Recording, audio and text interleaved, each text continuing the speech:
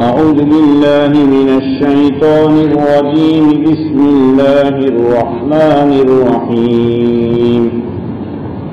والذين يقولون ربنا هب لنا من أزواجنا وذرياتنا قرة أعين واجعلنا للمتقين إماما. رحمان کے بندے وہ ہیں جو یوں دعا کرتے ہیں، اے ہمارے رب ہمیں اپنی عورتوں سے اور اپنی اولاد سے آنکھوں کی ٹھنڈک عطا فرما اور ہمیں متقین کا پیشوا بنا. رحمان کے بندے وہ ہیں جو یوں دعا کرتے ہیں، اے ہمارے پروردگار ہمیں اپنی عورتوں سے اور اپنی اولاد سے آنکھوں کی ٹھنڈک عطا فرما اور ہمیں متقین کا پیشوا سردار بنا.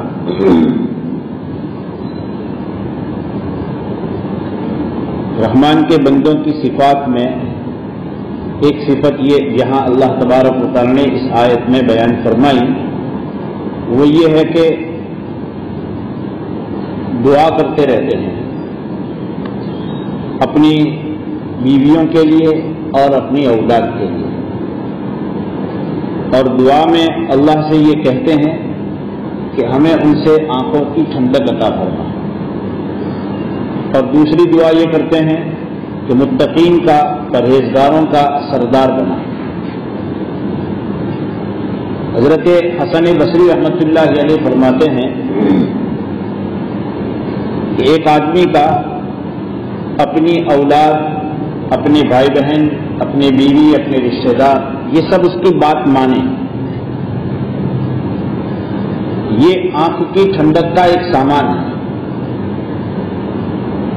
اور زیادہ اہم بات یہ ہے، حضرت فرماتے ہیں حضرت حسن بصری رحمۃ اللہ علیہ کہ زیادہ اہم بات یہ ہے کہ ایک شخص اپنے گھر کے افراد کو اور اپنے رشتہ داروں کو دیکھے کہ یہ دینداری کی فکر میں رہتے ہیں، تو اپنی بات ماننے سے جو اچھا لگتا ہے اس سے زیادہ اچھا ایک مومن کے لیے یہ ہے کہ میری بیوی، میرے بچے، میرے بھائی بہن، میرے ماں باپ، میرے رشتہ دار یہ سب دین کی فکر میں ہیں. تو اس سے زیادہ جو راحت ہوتی ہے وہ پہلے کے مقابلے میں زیادہ ہے.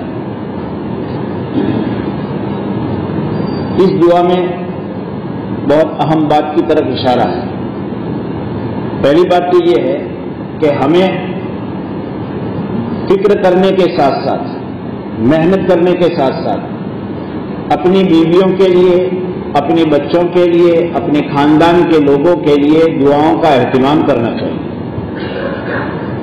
اللہ تبارک و تعالیٰ نے مستقل اس کو بیان فرمایا اپنے بندوں کی صفات میں. اس کا مطلب یہ کہ اللہ اس کو پسند ہی کرتے ہیں کہ مومن کی یہ شان ہونی چاہیے کہ وہ اپنی بیوی، اپنے بچوں کے لیے، اپنے خاندان کے لیے دعاؤں کا اہتمام کرے. اور انبیاء کرام علیہ الصلوۃ والسلام کی بھی عادت رہی ہے.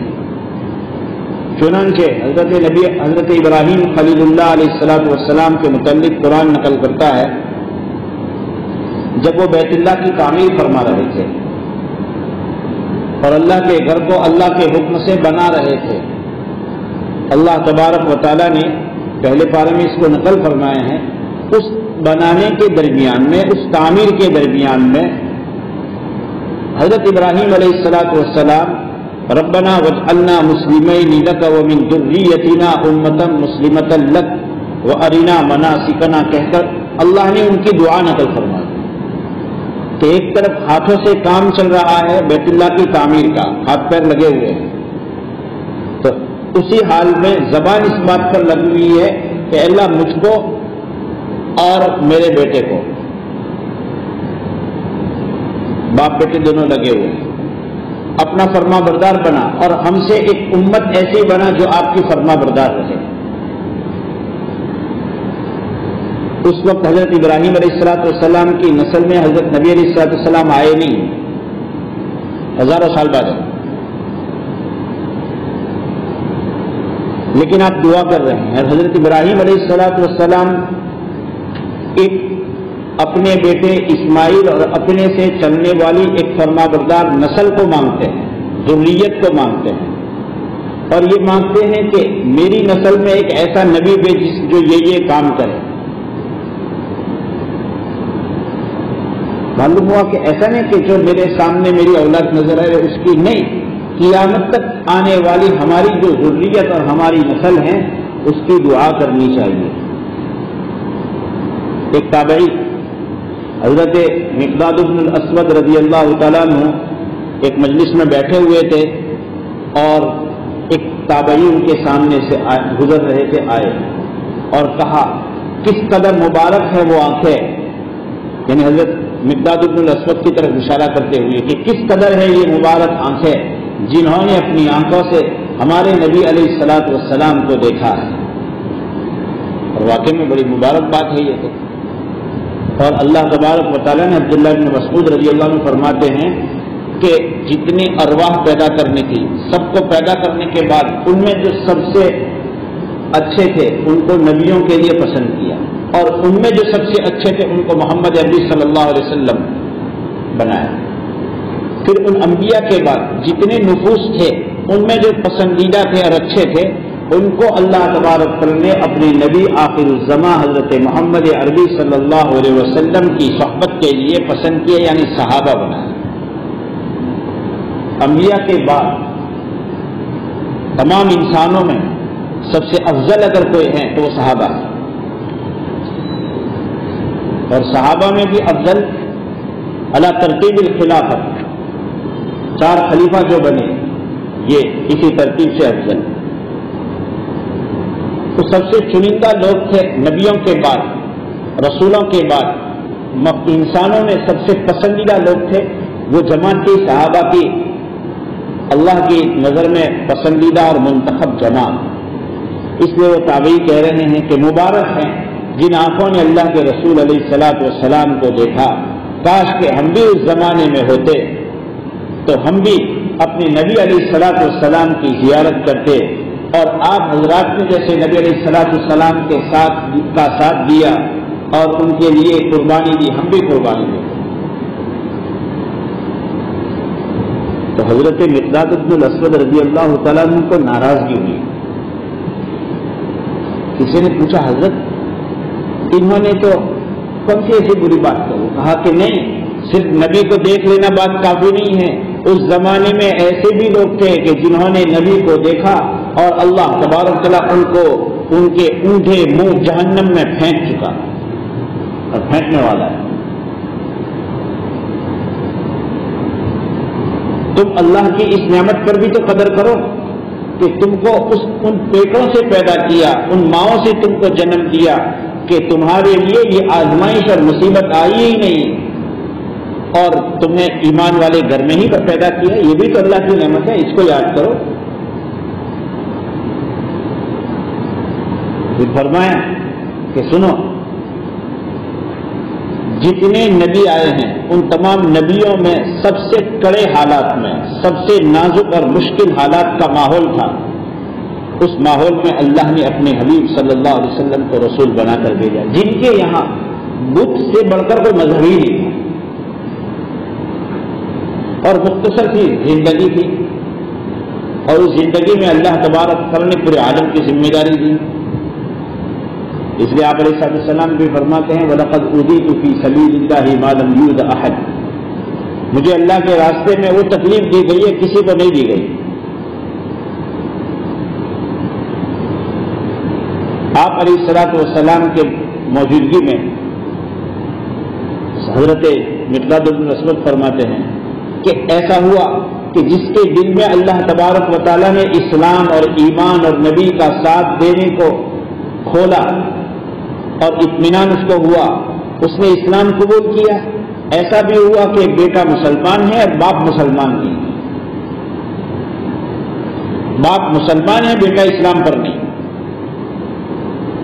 بیوی نے اسلام قبول کیا، شوہر نے نہیں. شوہر نے اسلام قبول کیا، بیوی نے نہیں.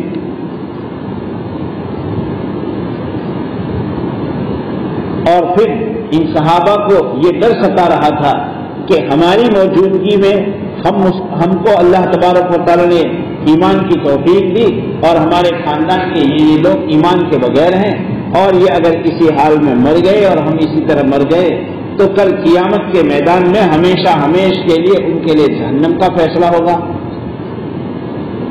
الہ العالمین، یہ کتنے دکھ کی بات ہوگی. حضرت مقداد بن مسعود رضی اللہ عنہ فرماتے ہیں اللہ تبارک و تعالی نے یہ آیت نازل فرمائی، یہ دعا سکھلائی کہ تم یہ دعا کرو.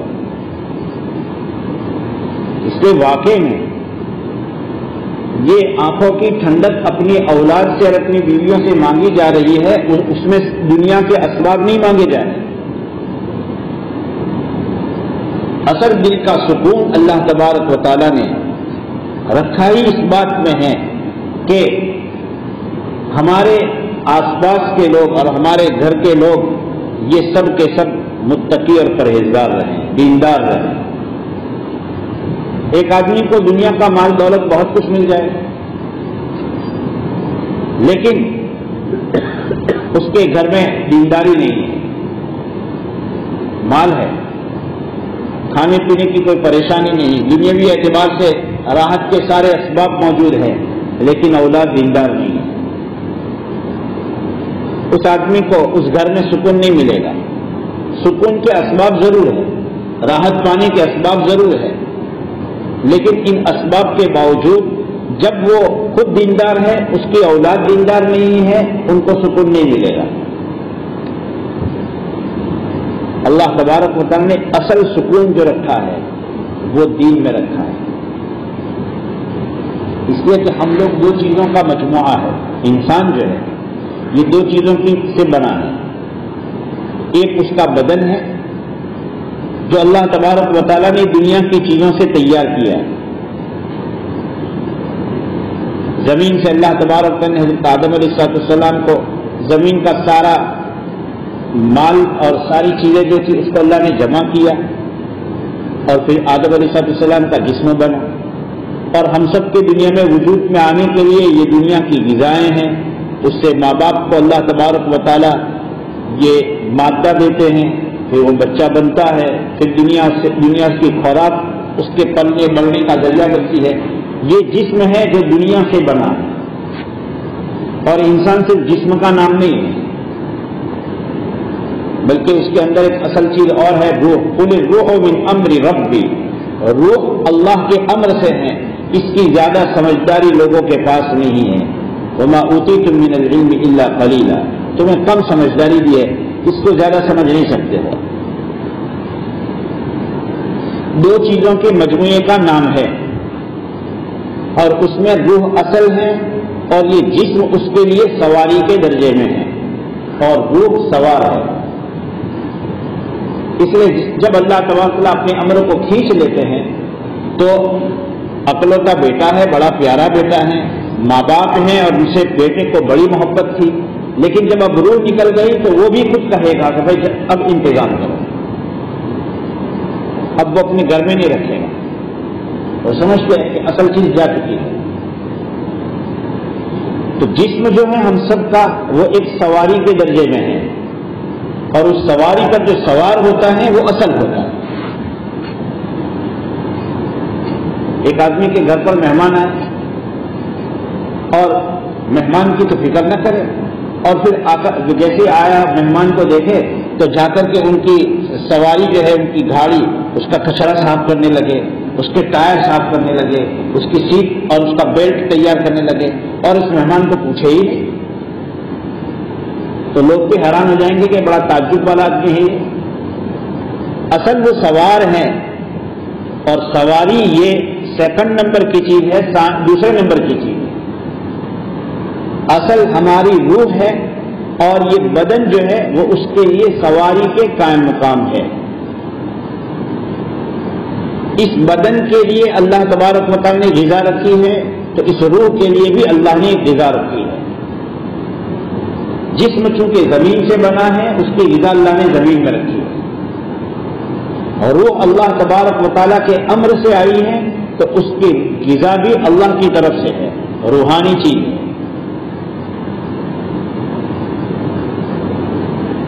تو اللہ تبارک و تعالیٰ نے دلوں کا سکون، اور سکون دل میں ہوتا ہے، اس کا نظام اللہ تبارک و تعالیٰ نے زمین کی چیزوں سے نہیں رکھا ہے.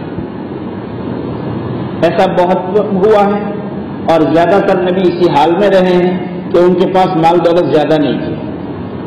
خود ہمارے نبی علیہ الصلوۃ والسلام کے متعلق چاہے آپ نے اللہ کی طرف سے اجازت کی، آپ نے اختیاری پسند کیا، لیکن آپ علیہ الصلوۃ والسلام کے یہاں فقر اور فاقہ زیادہ رہا ہے.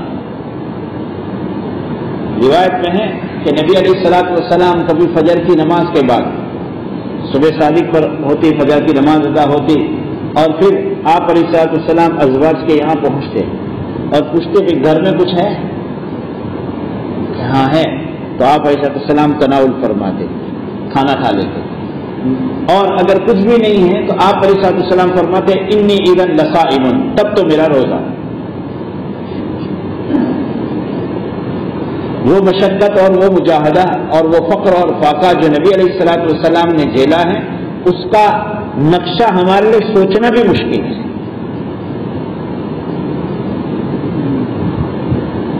ایک مرتبہ حضرت نبی علیہ الصلوۃ والسلام حضرت ابو ایوب انصاری رضی اللہ تعالیٰ عنہ کا وہ مکان جو باغ میں تھا، کیونکہ ان کے یہاں مدینہ میں بھی مکان ہوتے تھے اور ان کے کھجوروں وغیرہ کے جو باغ ہوتے تھے تو وہاں بھی ایک چھوٹا سا جھونپڑا وہ رکھتے تھے. آپ علیہ الصلوۃ والسلام وہاں تشریف لے گئے. حضرت ابو ایوب انصاری رضی اللہ عنہ نہیں تھے. ابو ایوب انصاری رضی اللہ عنہ آئے، بہت خوش ہوئے. انہوں نے اللہ کے رسول علیہ الصلوۃ والسلام کے لیے کھانا تیار کیا. آپ علیہ الصلوۃ والسلام کے سامنے جب کھانا پیش کیا گیا تو آپ نے حضرت فاطمہ کے لیے بھی روٹی کا ایک ٹکڑا اور گوشت کی ایک بوٹی بھیجی اور کہا یہ فاطمہ کے یہاں پہنچا دو، اس کے یہاں پر بھی فاقے پر فاقے کر دو.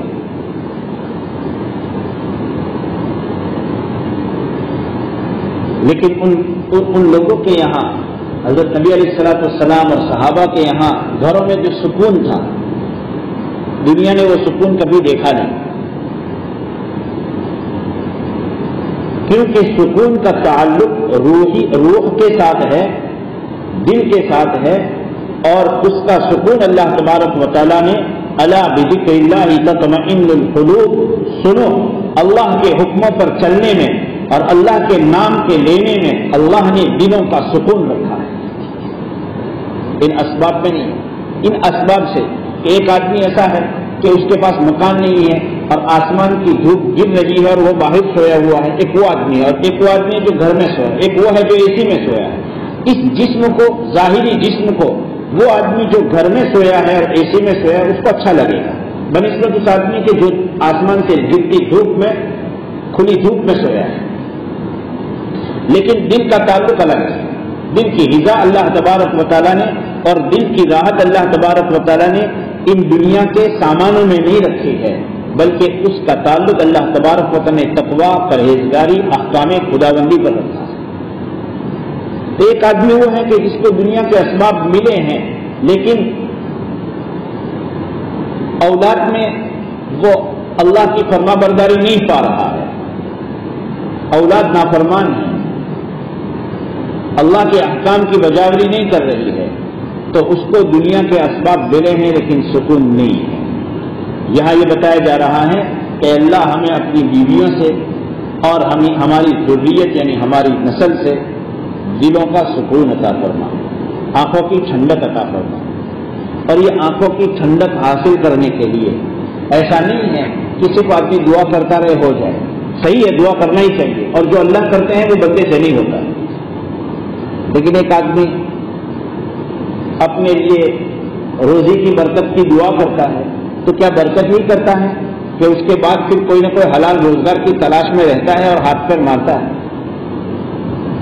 اس کے بعد وہ بیٹھا نہیں رہتا، وہ سمجھتا نہیں کہ میں نے تو اللہ سے کہہ دیا روزی کی برکت اللہ کر دے کر دے کر دے، تو پھر دکان کے اللہ کھولنے آئیں گے کیا؟ انہیں وہ ہمیں کرنا پڑے گا. پھر اللہ تبارک و تعالیٰ سے ایک سبب، مسبب الاسباب اللہ ہے اور روزی دینے والے اللہ ہیں، روزی پہنچانے والے اللہ ہیں. وما من دابۃ فی الارض الا علی اللہ رزقها، زمین پر ہر رہنے اور چلنے والے ہر جاندار کی روزی اللہ نے اپنے ذمے لے رکھی، وہ اللہ پہنچاتے ہیں. لیکن اس دنیا میں اللہ پر اعتماد رکھتے ہوئے اسباب اختیار کرنے کا حکم ہے. تو روزگار کے لیے آدمی کو کہنا نہیں پڑتا ہے کہ بھائی دعا کرنے کے ساتھ ساتھ میں اسباب بھی اختیار کرنے پڑیں گے. تو اسی طریقے سے یہاں پر بھی روزی اولاد سے آنکھوں کا ٹھنڈک پانا چاہتا ہے اور بیویوں سے آنکھوں کی ٹھنڈک حاصل کرنا چاہتا ہے تو دعا تو کرنی ہی کرنی ہے، لیکن ساتھ ساتھ میں اس کے اسباب پر بھی دھیان رکھنا ہے.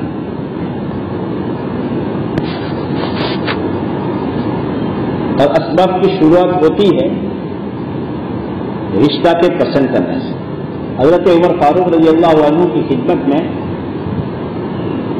ایک بچے کی شکایت ہے، یہ اپنے باپ کے ساتھ اس میں سلوک نہیں کرتا، بس سلوکی کرتا ہے.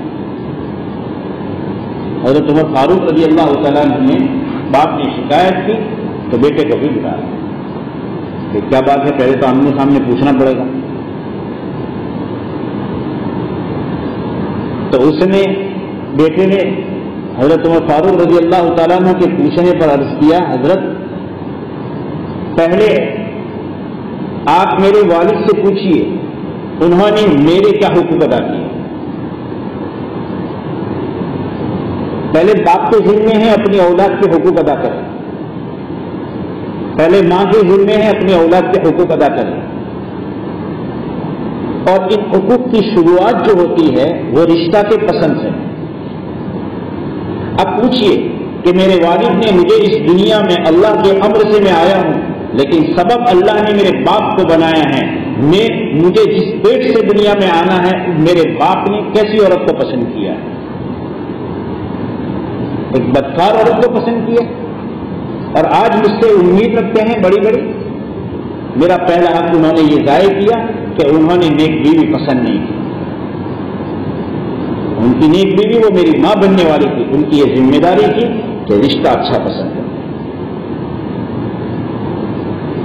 انہوں نے میرا حق ضائع کیا. اور بالکل صحیح بات ہے کہ سب سے پہلی ذمہ داری ہے، ہر آدمی رشتہ پسند کرتا ہے. اور لوگوں میں معاشرے میں بھی یہ بات ہے کہ بیٹا یا بیٹی کا رشتہ پسند کرتے ہیں تو دسیوں آدمی کو آدمی پوچھتا ہے. یہ کوئی سرسری چیز نہیں ہے. یہ بلی، چھوٹے بچے بلی کا گھر بناتے ہیں، لات مار کر توڑ دی اور چلے گئے، ایسی بات نہیں ہے. یہ ہمیشہ کی چیز ہے. اس لیے لوگ گھروں میں بھی پوچھتے ہیں، لیکن پوچھتے ہیں عموماً جو پوچھنے کی چیز ہے وہ زیادہ کم پوچھتے ہیں. زیادہ لوگ کم پوچھتے ہیں، دوسری چیزیں پوچھتے ہیں. لڑکا کیا کرتا ہے، وہ کہہ رہے ہیں کہ گریجویٹ ہے کہ نہیں ہے. لڑکی والے ایسا پوچھتے ہیں، اور لڑکے والے بھی اسی طرح کی چیزیں پوچھتے ہیں. گھر کا برابر جانتی ہے، اما عائشہ بھی روٹی پکانا نہیں جانتی تھی. وہ کوئی بڑی بات نہیں ہے، اچھی بات ہے. گھر کا نظام اور گھر کا کام کاج سیکھے، اچھی بات ہے، لیکن یہ بنیاد نہیں ہے. اما عائشہ رضی اللہ عنہا کو روٹی پکانا شادی کے بعد بھی نہیں آتا تھا، انصار کی عورتیں پکا دیتی تھی. لیکن دیکھو کیسی دینی مزاج تھا کہ اللہ کے رسول علیہ الصلوۃ والسلام کے صحابہ فرماتے ہیں کہ جب اللہ کے رسول نے اس زمین صلی اللہ علیہ وسلم نے اس زمین سے پردہ فرمایا، اس دنیا سے پردہ فرمایا، تو اس کے بعد صحابہ کرام رضوان اللہ علیہ مجمعین کسی مسئلے میں الجھے ہیں دینی اعتبار سے، تو وہ الجھن ختم کرنے والی اما عائشہ رہی ہے.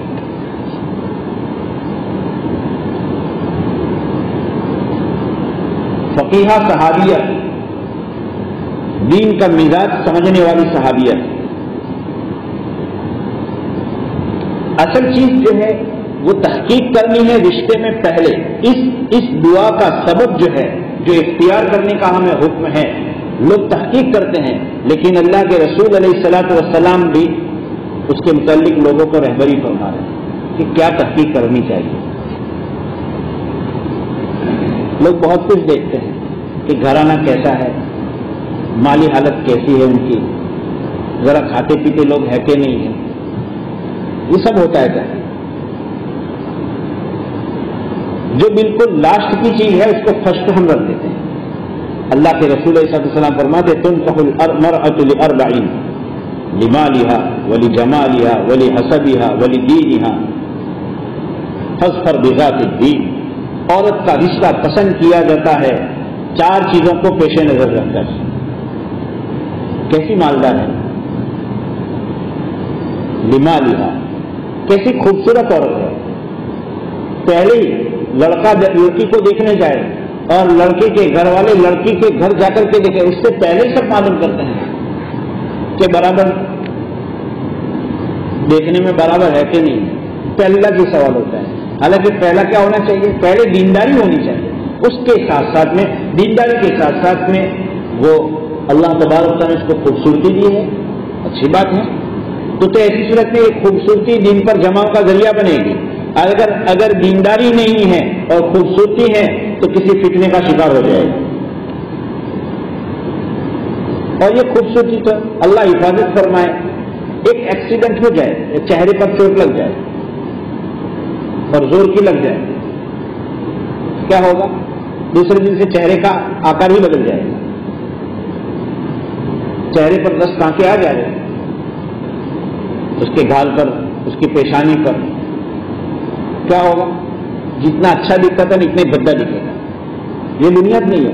لیکن دینداری اگر ہے تو دینداری کی صورت میں اگر خوبصورتی ہے تو ایسی صورت میں اور اللہ تبارک و تعالیٰ کا شکر اور دین پر جمے گا. اور اگر وہ خوبصورتی ختم بھی ہو گئی لیکن دینداری باقی ہے، کوئی حرج نہیں، وہی سکون باقی رہے گا. مال کی وجہ سے، خوبصورتی کی وجہ سے خاندان، لوگ پوچھتے ہیں کہ کیوں سے خاندان؟ گاؤں میں ان کا وزن ہے؟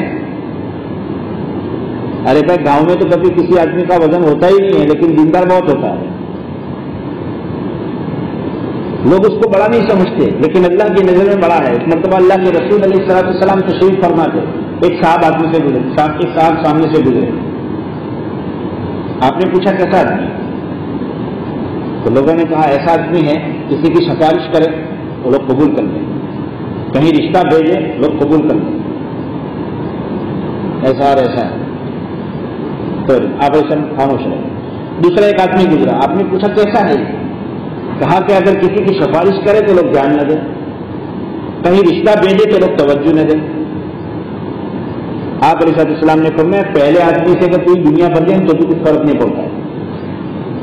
اس لیے کہ پہلا دنیا کے اعتبار سے، دنیاوی مزاج کے اعتبار سے تھا صاحب مال اور صاحب وقار، اس لیے وہ کہیں سفارش کرے تو لوگ ذرا شرم محسوس کرے کہ اس کی بات کیسے ٹھکرا دے.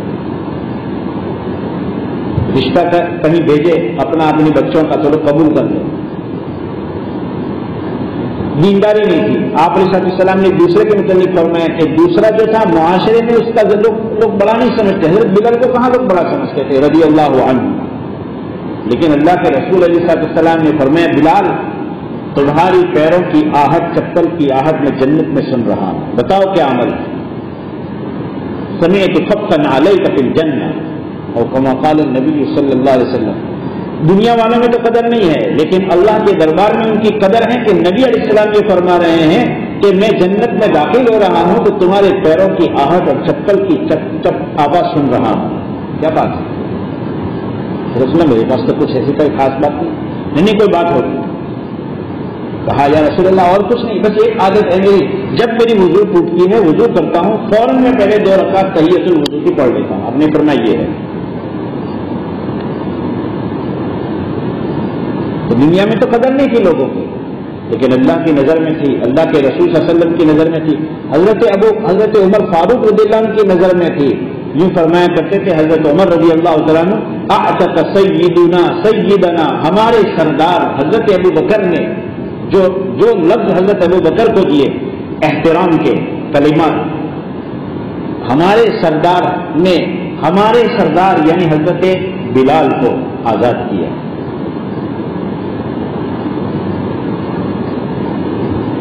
تو دیکھنے کی بات یہ نہیں کہ خاندان میں لوگوں میں خاندان کی عزت ہے کہ نہیں، بنیادی بات دیکھنے کی یہ ہے کہ دیندار ہے کہ نہیں. آنکھوں کی ٹھنڈک پانے کے لیے پہلا سبب ہے دیندار عورت پسند کرو.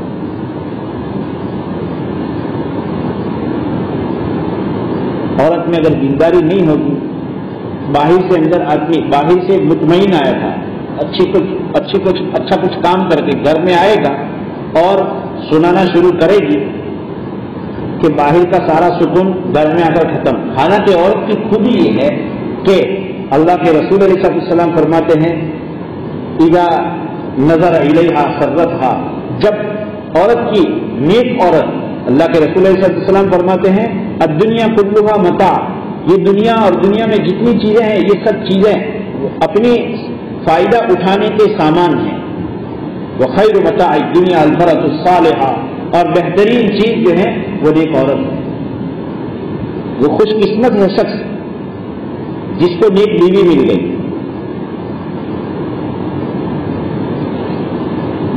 تو آپ علیہ الصلوۃ والسلام نے یہ نیک عورت کی خوبیاں جو بیان کی، قرآن نے تو پہلے بیان کیا فالصالحات قانتات حافظات للغیب بما حفظ اللہ. اللہ تبارک و تعالیٰ نیک عورتوں کی صفات بتاتے ہیں کہ نیک عورتوں کی صفت یہ ہے قانتات عبادت گزار ہو، حافظات حفاظت کرنے والی ہو. کس کی؟ احادیث سے پتہ چلتا ہے کہ حفاظت کرنے والی ہیں شوہر کے گھر کی اور اس کے سامان کی، اس کے بچوں کی، اور اپنی عزت اور پاک دامنی کی. شوہر غیر حاضر ہیں، کہیں گیا ہوا ہے، ان دنوں میں بھی یہ اپنی عزت کو اسی طرح بچاتی ہے جس طرح شوہر موجود ہو تو بچاتی ہے. شوہر کی موجودگی میں تو سبھی بچاتے ہیں، لیکن شوہر نہ ہو اس وقت بھی یہ کسی سے آڑے تعلق نہیں رکھتی. یہ بنیادی صفت آپ علیہ الصلوۃ والسلام نے بیان فرمائی. نیک عورت کی صفات میں آپ علیہ الصلوۃ والسلام نے یہ فرمایا کہ جب اس کو شوہر دیکھے تو یہ شوہر کو خوش کر دے. ایک دوسری روایت میں آپ علیہ الصلوۃ، اسی روایت میں آپ نے فرمایا اور جب شوہر کچھ حکم کرے تو یہ اس کی فرما برداری کرے، اور شوہر کے نہ ہونے کی صورت میں اس کے مال کی اور اپنی ذات کی پوری حفاظت کرے، کوئی خیانت نہیں. آپ علیہ السلام نے ایک اور حدیث میں فرمایا کہ وہ عورت جو 5 وقت کی نماز پڑھے اذا صلت خمسہا وصامت شہرہا، اور رمضان مبارک کے روزے رکھے اور اپنے شوہر کی فرما برداری کرے اور اپنی عزت کو بچائے، شوہر کے مال کو بچائے، جنت کے دروازوں میں سے جس دروازے سے اس کو داخل ہو جانا وہ داخل ہو جائے. یہ نیک بیویوں کی صفات ہے. خلاصہ یہ ہے کہ وہ سب سے پہلی بات تو یہ ہے کہ وہ اللہ کے حقوق کو بجا لائے، عقائد میں پختہ ہو، عبادات میں صحیح ہو، اخلاق میں اونچی ہو، معاشرت اس کی صحیح ہو اور اللہ کے جمی حقوق کو ادا کرتی ہو، اور پھر شوہر کی فرما برداری کرتی ہو، اولاد کی بہترین تربیت کرنے والی ہو. آپ علیہ السلام نے فرمایا وہ عورتیں جو اونٹوں پر اور گھوڑوں پر سوار ہوتی ہیں، دونوں میں سے ایک آپ نے فرمایا ان میں بہترین عورتیں قریش کی عورتیں ہیں جو اپنی اولاد کے ساتھ بڑی شفقت اور محبت رکھتی ہیں. قریش کی عورتوں کی ایک خاص صفت تھی اپنے بچوں پر بہت پیار اور محبت. تو اپنی اولاد کے ساتھ محبت کا برتاؤ اور محبت کے انداز میں ان کی تربیت، یہ نیک عورت کی صفات میں ہے. اسی طرح اپنے شوہر کی جو پسند ہے اس پسند کو جو شرعی حدود میں رہتے ہوئے ہیں، شریعت کی حد میں رہتے ہوئے شوہر کو جو پسندیدہ چیزیں ہیں اس کو اختیار کرنا، اور شوہر خصوصاً کسی اس کام کا اللہ کی نافرمانی نہیں ہے اور تاکیدی طور پر حکم کرے تو اس کو بچا لانا. گھر کے نظام کو منظم رکھنا، اس لیے کہ گھر کے اندر کے ساز و سامان کی بچانے اور ترتیب رکھنے کی ذمہ داری عورت کی ہے، باہر کی ذمہ داری مرد کی ہے. جب یہ صفات عورت میں ہوتی ہیں تو وہ بن جاتی ہے نیک عورت. اور یہ پہلا سبب ہے اپنی اولاد سے آنکھوں کی ٹھنڈک کے پانے میں. اگر اس کو نبھایا نہیں تو اولاد سے ٹھنڈک محسوس کرنا ایک آدمی نے دکان میں سامان بھرا نہیں، دکان میں کوئی سامان بھرا نہیں اور دکان میں صبح سے شام تک بیٹھتا ہے اور برابر وظیفہ پڑھتا ہے اللہ میری روزی میں برکت کر دے، تو لوگ بھی بیوقوف کہیں گے کہ بھائی دکان میں سامان رکھا نہیں ہے، کون سی جگہ کی برکت کا بات کر رہا ہے؟ تو حضرت عمر فاروق رضی اللہ تعالیٰ عنہ کے سامنے جب بیٹے کو لایا گیا تو اس نے کہا پہلے حضرت میرے باپ سے پوچھیے، انہوں نے میرا پہلا حق ضائع کیا ہے کہ معاشرے میں ایک بدکار اور فاحشہ عورت تھی، اس کو اپنے رشتے کے لیے پسند کیا، کسی دیندار عورت کو پسند کرتے؟ ایک نمبر 2، جب میں پیدا ہوا تو میرا حق دوسرا یہ تھا کہ میرا اچھا نام رکھتے، میرے باپ نے میرا وہ حق بھی ضائع کیا اور میرا نام رکھا ہے کہ وہ گوبر کے اندر اٹھنے والا جو کیڑا ہوتا ہے وہ نام میرا رکھا ہے، میرا دوسرا حق ضائع ہے۔ میرے باپ سے پوچھیے کہ میرے سمجھداری کی جب بچپنے میں میری تربیت کرنی تھی تو انہوں نے میری تربیت کا کیا حق ادا کیا؟ انہوں نے میری کوئی تربیت کا خیال نہیں رکھا۔ تین تو میرے حق میرے باپ نے ضائع کیے ہیں اور آج پھر وہ کہہ رہے ہیں کہ میرا بیٹا میری فرما برداری نہیں کرتا اور میرے حقوق ادا نہیں کرتا۔ انہوں نے مجھے وہ حقوق ادا کرنے کے لیے جو انتظام کرنا تھا وہ تو کیا ہی نہیں۔ حضرت عمر رضی اللہ تعالیٰ نے اس باپ کو پوچھا کہ اس کا جواب دے، کیا یہ تیرا بیٹا صحیح کہہ رہا ہے کہ تم نے ایک بدکار عورت سے نکاح کیا؟ تو باپ نے بھی کہا یہ ماں باپ بھی اگر کوئی بد اخلاقی کرتے ہیں تو ایسا نہیں ہے کہ اولاد سمجھتی نہیں ہے، وہ سب جانتے ہیں۔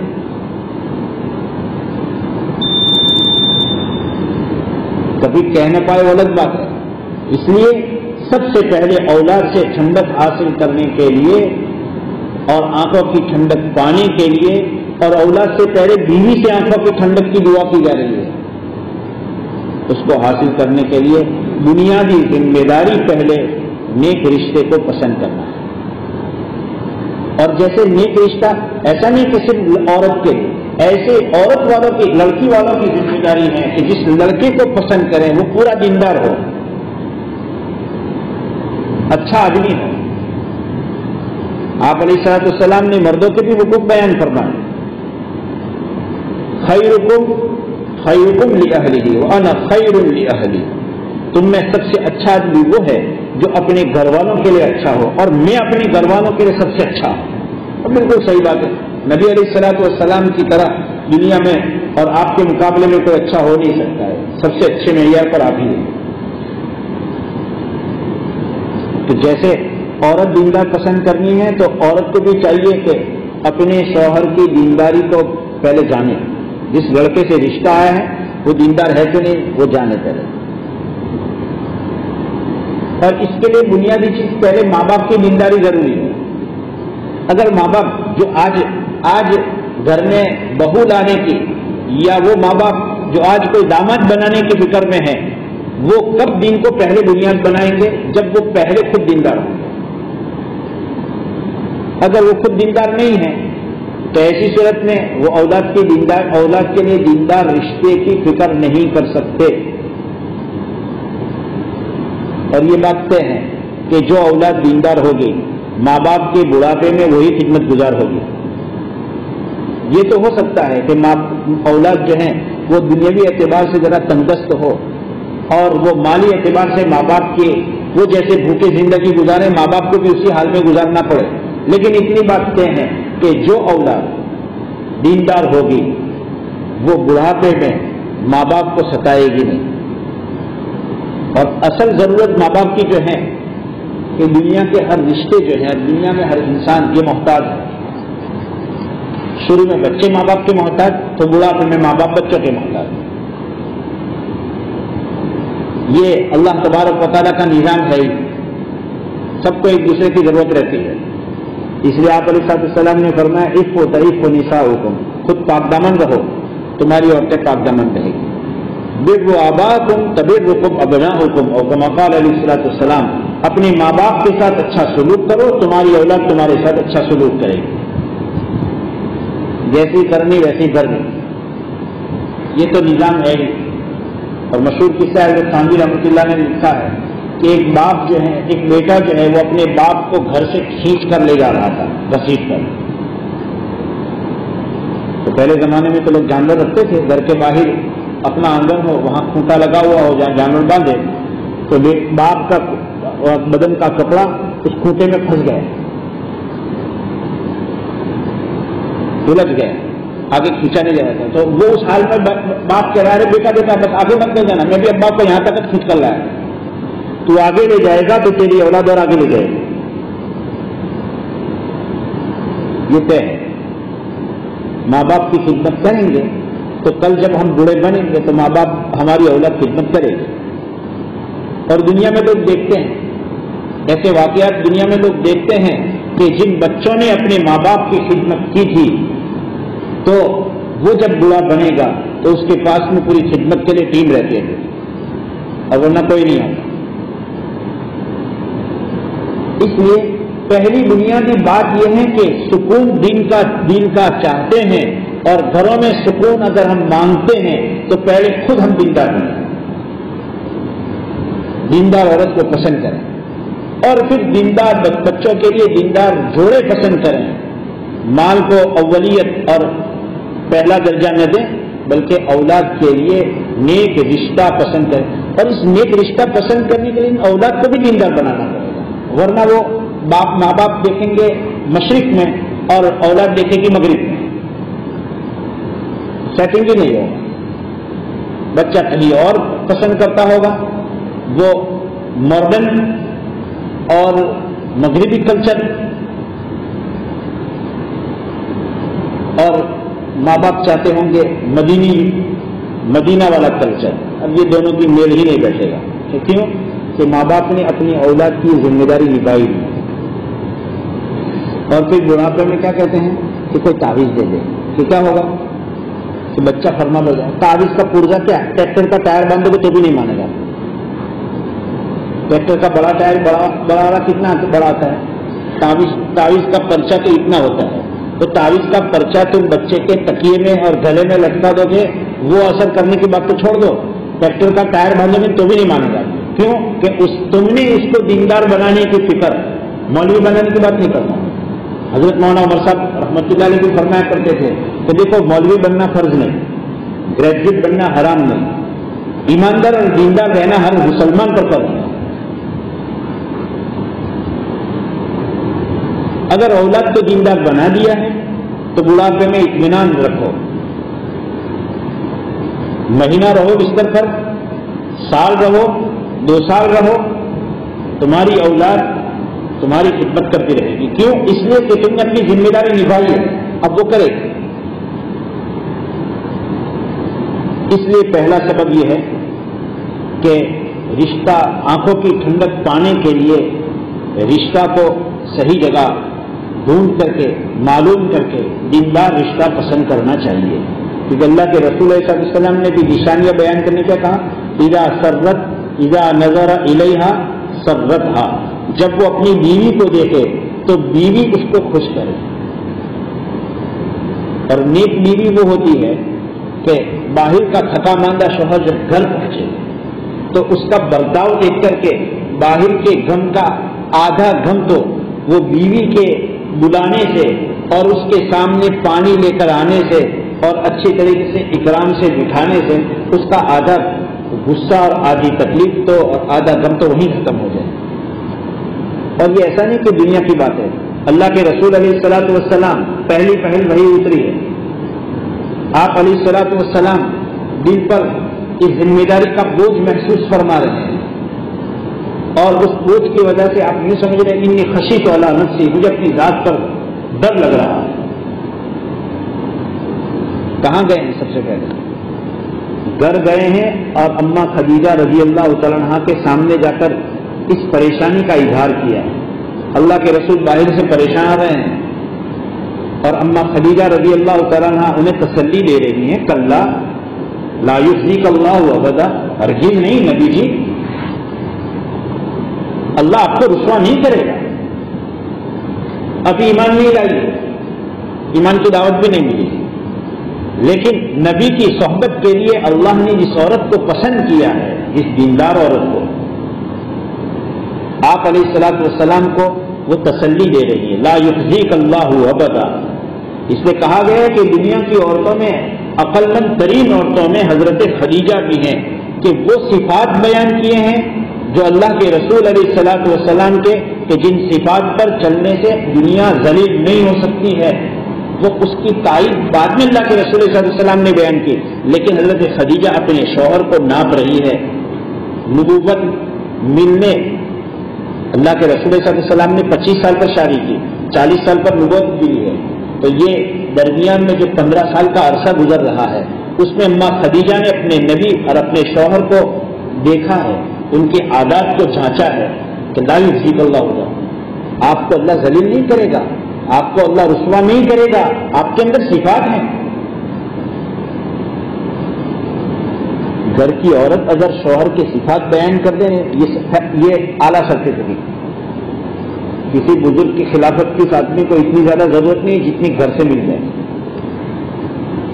اما عائشہ رضی اللہ، اما خدیجہ رضی اللہ عنہا بیان کر رہی ہیں، آپ تو بے سہارا کے لیے سہارا بنتے ہیں، آپ مہمانوں کا اکرام کرتے ہیں، آپ ایسا آدمی کہ جس کے لیے کوئی کمانے والا نہیں، آپ اس کے لیے کماتے ہیں، آپ کو بوجھل آدمی جا رہا ہے اس کا بوجھ اٹھا دیتے ہیں۔ اللہ آپ کو ذلیل نہیں کرے۔ اللہ کے رسول علیہ الصلوۃ والسلام کو تسلی کنہوں نے دی؟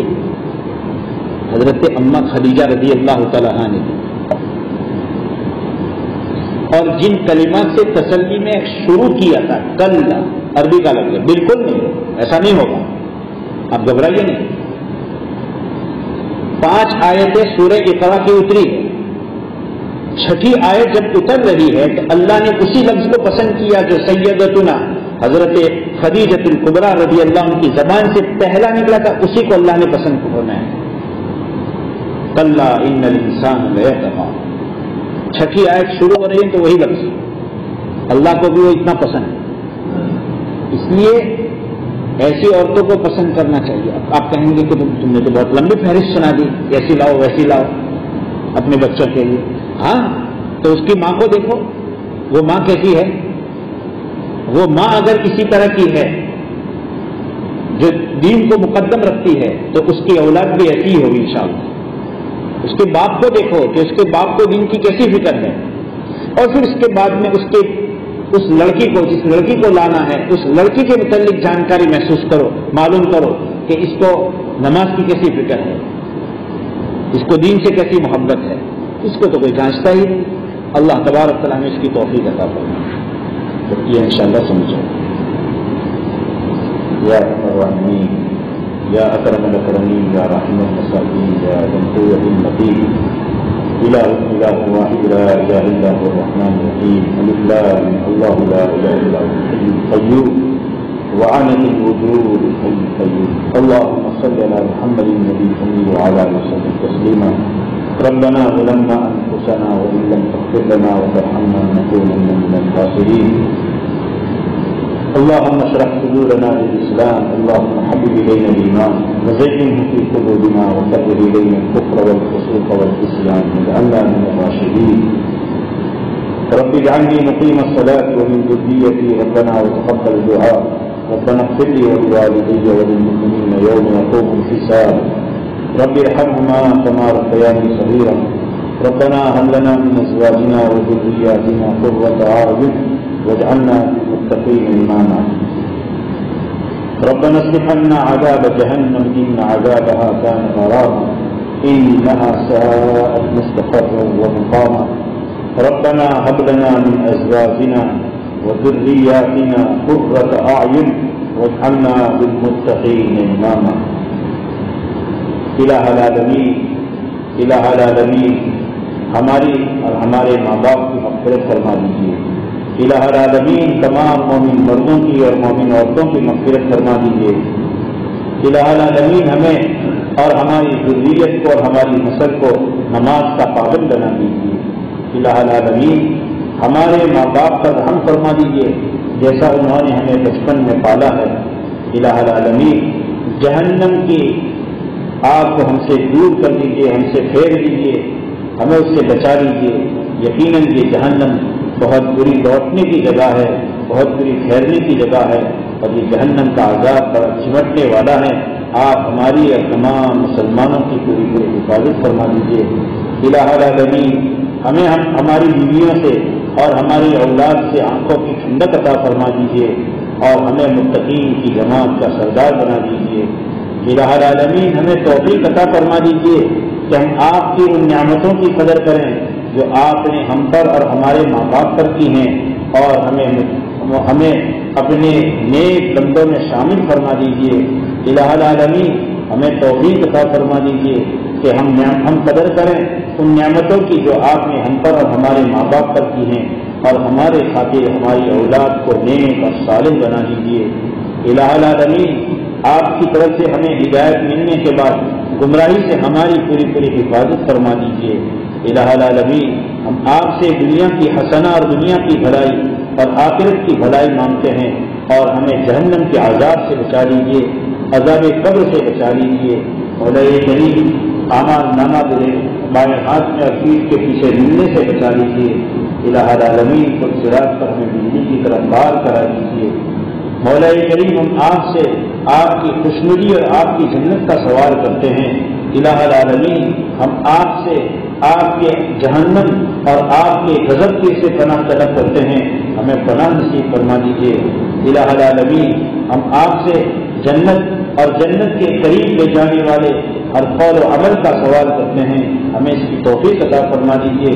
ہم جہنم سے اور جہنم کے قریب لے جانے والے ہر قول و عمل سے پناہ طلب کرتے ہیں، ہمیں پناہ کلی نصیب فرما دیجیے۔ الہ العالمین ہماری زندگی کے آخری دن کو ہماری زندگی کا بہترین دن بنا دیجیے۔ الہ العالمین جس دن میں اور جس گھڑی میں ہم آپ سے ملاقات کریں اس کو ہماری زندگی کی بہترین گھڑی بنا دیجیے۔ ہمارے اعمال نامے کے آخری عمل کو الہ العالمین ہماری زندگی کا بہترین عمل بنا دیجیے۔ الہ العالمین ہمارے دلوں کو کفر سے نفاق سے پاک فرما دیجیے۔ مولا کریم ہماری زبان کو جھوٹ سے پاک فرما دیجیے، ہمارے اعمال کو ریاکاری سے پاک فرما دیجیے، ہماری آنکھوں کو خیانت سے پاک اور صاف بنا دیجیے۔ آپ دلوں کے بھید کو اور آنکھوں کی خیانت کو یقیناً خوب جانتے ہیں۔ مولا کریم ہمارے ہر چھوٹے بڑے گناہ کو آپ معاف فرما دیجیے۔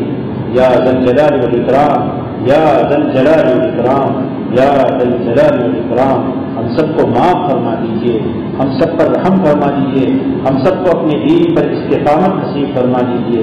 الہ العالمین اس وقت چلنے والی وبا سے ہماری اور تمام مسلمانوں کی پوری پوری حفاظت فرما دیجیے۔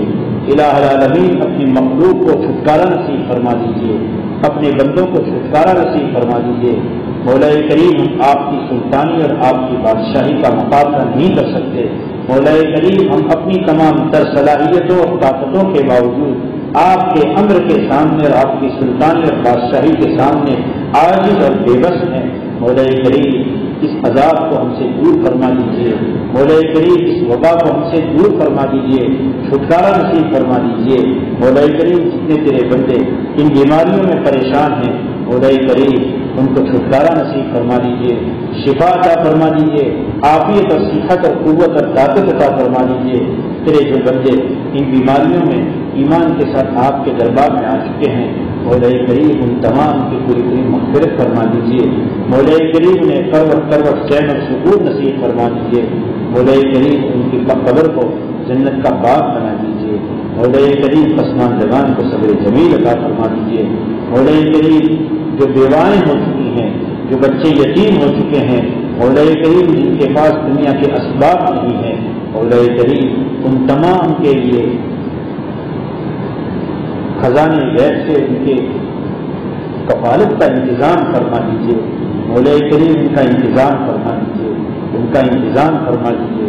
مولا کریم تمام مکاتب قرآنیہ، مدارس عربیہ، تبلیغی مراکز، خانقاہوں کی اور دین کے تمام کاموں کی جو آپ کی نظر میں مقبول ہیں، اور وہ تمام جماعتیں اور جمعیتیں اور تنظیمیں جو آپ کی نظر میں مقبول ہیں، جو اسلام کی سربلندی کے لیے کام کرنے والی ہیں، ان تمام کی پوری پوری حفاظت فرما دیجیے۔ حرمین شریفین کی حفاظت فرما دیجیے۔ مسجد اقصیٰ کی رہائی کی شکلیں اور صورتیں پیدا فرما دیجیے۔ مولا کریم ہمیں رمضان کے لیے صحیح سالم رکھیے، اور رمضان کو ہمارے حق میں صحیح سالم رکھیے، اور رمضان کو اور ہم کو صحیح سالم رکھتے ہوئے ان میں جو عبادتیں کی جائیں ان عبادتوں کو قبول فرما دیجیے۔ مولا کریم تیرے بندے، بہت سے بندے اس بیماری کی وجہ سے ماہ مبارک سے ہر سال کی طرح استفادہ نہیں کر سکے، مولا کریم ان تمام کو عافیت سے حد جلد از جلد عطا فرما کر ان کو ماہ مبارک سے بھرپور فائدہ اٹھانے کی توفیق عطا فرما دیجیے۔ مولا کریم تیرے جن بندوں نے ہم کو دعا کے لیے کہا ہے، کہتے رہتے ہیں، جنہوں نے ہم جو ہم سے امید رکھتے ہیں، مولا کریم جنہوں نے لکھا ہے لکھتے رہتے ہیں، مولا کریم اور جن کا ہم پر ایمانی، علمی، جانی، مالی کسی طرح کا احسان ہے، ان تمام کی تمام کی بھی جائز تمناؤں کو پورا فرما دیجیے، اخروی ضرورتوں کو پورا فرما دیجیے۔ حضرت نبی کریم علیہ السلام نے جتنی خیر آپ سے مانگی ہیں، ہم اپنے لیے اور پوری امت مسلمہ کے لیے مانگتے ہیں، وہ خیر نصیب فرما دیجیے۔ جن برائیوں سے پناہ چاہیے ہیں، ہمیں اور امت مسلمہ کو پناہ کلی نصیب فرما دیجیے۔ وصلی اللہ علیہ محمد وآلہ وصحبہ اجمعین۔